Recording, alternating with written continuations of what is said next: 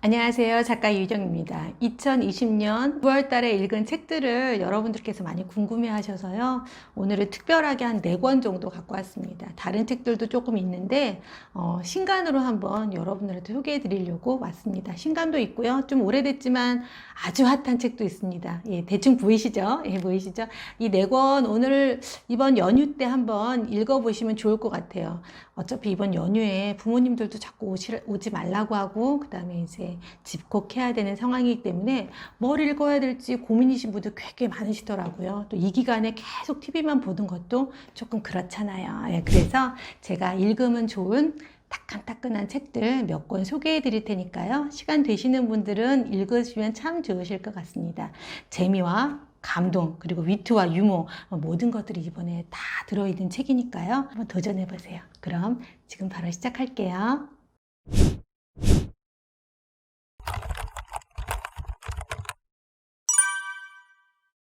지금 너무 핫하죠. 사실은 이 책은 너무 핫해서 정말 뜨끈뜨끈해요.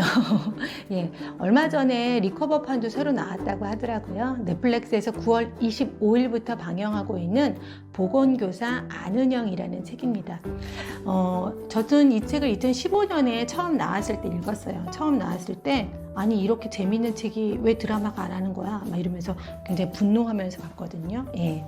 그런데 아니나 다를까 몇 년 후에 우리가 정말 잘 알고 있는 미스 홍당무의 이경미 감독께서 넷플릭스에 드라마로 한다고 합니다. 줄거리를 잠깐 소개해 드릴게요. 이 책은 안은영이라는 보건교사예요. M고등학교 사립 M고에 있는 고등학교 보건교사로 근무하는 안은영이라는 인물이 등장합니다. 넷플릭스 드라마에서는 정유미 배우가 연기를 해준다고 하는데요. 안은영은 다른 사람들이 볼 수 없는 헐령을 보는 그런 능력을 갖고 있습니다. 그래서 여기서는 그걸 젤리피쉬라고 표현하거든요. 이렇게 젤리들이 뭉글뭉글뭉글하게 이렇게 왔다 갔다 한다고 이렇게 젤리라고 표현한 것 같은데, 그래서 이 학교에 들어오는 나쁜 젤리, 뭐 좋은 젤리, 그리고 아이들이 막 상상하는 그런 젤리들 있잖아요. 그런 젤리들이 다 눈에 보여요. 그래서 특별히 이 안은영이 하는 역할은 뭐냐면 보건교사잖아요. 학교를 지킵니다. 그런 나쁜 악령들로 하여금. 그래서 이 소설이 정말 좋은 건 뭐냐면 어떤 학교라는 집단이 사실은 작은 사회잖아요. 그 사회에 어떻게 생각하면 아주 나쁜 일들도 많이 일어날 수 있지만 우리가 눈에 보이지는 않지만 우리의 이런 나쁜 기운들을 물리쳐 주려고 노력하는 뭐 상상이고 판타지지만요. 그런 우리의 평범한 보건교사 안은영 같은 사람이 어쩌면 있을 수도 있겠다라는 상상을 좀 하게 하는 그런 책입니다. 그래서 너무너무 재밌고요. 위트와 유머 100점입니다. 100점 만점에 100점이고요. 게다가 사회적인 이슈도 되게 많이 담고 있어요. 국사교과서 얘기라든지, 그 다음에 뭐 왕따 문제라든지, 그 다음에 입양의 문제라든지 여러 가지 문제들을 이 안에 고스란히 담고 있어서 결코 가벼운 소설이진 않습니다. 그 안에 다양한 에피소드들이 사회적인 이슈나 문제들도 같이 다루고 있기 때문에요. 여러분들이 한 권 다 읽고 나면 그래도 우리 사회가 아직은 따뜻해 라는 생각도 좀 드시고, 그 다음에 어떻게 하면 이 좀 힘든, 특히 지금 시기 힘들잖아요. 이 시기에 조금은 내 주변에 보이지는 않지만 나의 이런 힘듦과 어려움을 이렇게 극복해 주려고 노력하는 그런 좋은 기운을 갖고 있는 사람들이 있구나라는 생각들, 그런 생각들도 하게 하는 그런 책이 아닌가라는 생각이 들어요. 자, 여기 안은영을 도와주는 조력자로 홍인표라는 한문 선생님이 나오거든요. 그 한문 선생님과 안은영과의 로맨스도 참 재밌습니다. 그래서 도와주는 조력자 관계로 나와요. 그래서 여러분께서 이 소설에는 멜로, 유머, 정보, 사회적인 이슈, 이 모든 것들이 다 들어있기 때문에요. 아마 드라마로 보시면서 같이 또 원작도 한번 느껴보시면 어떨까라는 생각이 들어요. 자, 이 넷플릭스 드라마에 이 원작자인 정세랑 작가도 참여한다고 합니다. 원작을 아주 잘 살려서 아마 표현하지 않을까라는 생각이 들어요. 기대 많이 해주시고요. 여러분들도 한번 같이 보시면 재미있지 않을까라는 생각이 들어요. 9월의 추천 도서 첫 번째는 소설 보건교사 안은영이었습니다. 자, 두 번째 책 소개해 드리겠습니다. 두 번째 책은 제 개인적으로 너무너무 좋아하는 작가 엄기호 작가님의 책이에요. 엄기호 작가님은 뭐 공부라는 책을 통해서 여러분들께서 많이 알고 계실 텐데요. 두 사람의 그런 지적 대화를 통해서 내 생각도 한번 정리해보는 그런 책이 아닌가라는 생각이 들어요. 그래서 여기에는 독서, 글쓰기, 그 다음에 앞으로 유튜브의 전망, 그 다음에 생각과 사유의 방법 등 여러 가지 이야기들을 굉장히 편하게 두 사람이 대화체로 했기 때문에 내용이 그렇다고 해서 가볍진 않습니다. 가볍지 않으면서도 첨예하게 아주 잘 다루어졌어요. 연구자 엄기호와 응용 언어학자 김성우가 나눈 좋은 삶을 가꾸는 리터러시라는 책입니다. 두 사람이 나눈 대화 형식으로 글이 전개돼요. 그래서 여러분께서 조금 나는 인문학 서적이 조금 어려워요 하시는 분들은 쉽게 읽으실 수 있어요. 그리고 주제가 너무 좋잖아요. 책, 독서, 글쓰기, 그리고 유튜브에 대한 얘기, 그러니까 지금 현재 우리의 문해력에 대한 이야기들을 정말 이런 직접 대화를 할 수 있다면 더할 나위가 없을 것 같습니다. 해주기 때문에 읽기에 굉장히 편합니다. 어느 쪽요? 여기 47페이지에 보시면 제가 밑줄을 그은 부분인데 자기 삶의 이야기였기 때문이에요. 자기의 삶과 유리된 글은 누구도 쉽게 읽을 수가 없거든요. 텍스트라는 것이 객관적이고 공평한 난이도를 가지고 있고 훈련을 받으면 모두가 읽어낼 수 있다고 생각하는 경향이 있지만 사실 삶과 권력의 문제에서 자유로울 수 없는 거죠. 어떤 텍스트로 평가를 하느냐는 권력의 문제예요. 우리 어머니는 그 권력에 접근할 수 있는 힘이 없는 거죠. 내가 원하는 내 삶의 텍스트를 써내고 읽어내고 평가받을 수 있는 권력이 없는 거예요. 저는 이 문장이 되게 좋았던 게 뭐냐면요. 우리가 책을 읽을 때 그런 생각을 좀 하는 것 같아요. 좀 어려운 책을 못 읽으면 내 자신이 굉장히 초라한 것 같고 그 다음에 난 굉장히 나 이런 것도 모르는 바보야? 이런 생각들도 많이 하잖아요. 그런데 여기 책에서 무슨 얘기를 하냐면 자기 삶과 유리된 멀리 떨어진 그런 글은 읽어낼 수 없다고 아예 딱 얘기를 해줘요. 그러니까 내 삶이 이것은 굉장히 당연한 거라고 얘기합니다. 그래서 내가 그 어려운 책을 못 읽었다고 해서 죄책감을 느끼실 필요도 없고요. 그거 말고도 내 삶과 밀접한 관계를 갖고 있는 좋은 책들이 많이 있습니다. 그 책 읽으시면 돼요. 그런 안내를 좀 해주는 안심을 시켜주는 그런 책이 아닌가라는 생각이 들어요. 그래서 이 시대에 어떻게 책을 읽어야 하는지 여러분들께서 아시면 참 좋을 것 같아요. 기대 많이 하는 책 중에 하나입니다. 자, 그 다음에 세 번째 책은 우리가 추석이면 꼭 떠오르는 분이죠. 김영민 교수의 공부란 무엇인가라는 책입니다. 자, 이 책은 여러분들께서 이제 공부란 무엇인가라는 김영민 교수의 여러 가지 칼럼들이 되게 많이 있잖아요. 그 중앙일보에서 했던 공부란 무엇인가라는 칼럼들을 책으로 만든 책이에요. 그런 얘기들 가끔 해서 이렇게 컬럼에 연재하는 것들은 그냥 컬럼만 보면 되지 않나요? 이런 생각들도 많이 하시는 것 같아요. 물론 나쁘지 않습니다. 괜찮습니다. 그렇지만 저는 그렇게 생각해요. 그 컬럼들을 쭉 한 군데 이렇게 모아서 꼼꼼하게 봐야 될 컬럼들이 가끔 있거든요.